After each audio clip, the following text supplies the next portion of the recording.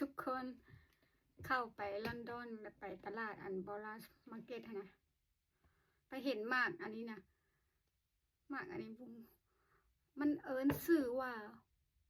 กุมกวดเบิ่งคือมากเบิ่งคือมักเกียงแต่มันบ่แม่นมักเกียงทุกคนเลยเดี๋ยวมันเป็นมากแบบนี้นะ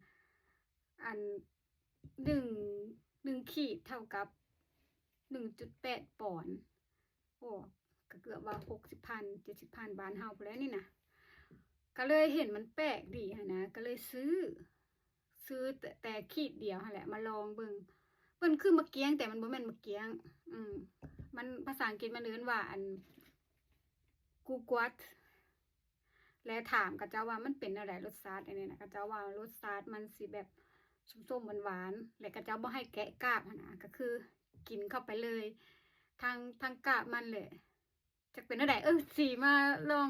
กินให้เบิ่งนี่นะ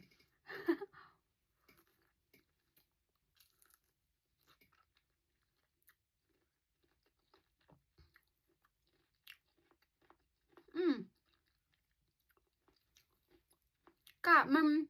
มีกลิ่นคล้ายๆคือกาบมะนาวกาบมะเกียงหอมๆแต่ว่าทั้งในมันเลยมันส้มทั้งนอกมันเลยคล้ายๆแบบมีความหวานส้มหวานปนกัน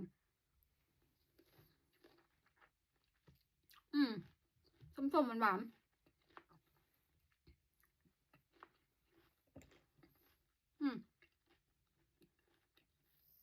บางเหลือสีๆลองบ้างอันนี้ข้างในมันเป็นอย่างนี้คือมะเกียงเลยนะแต่ว่า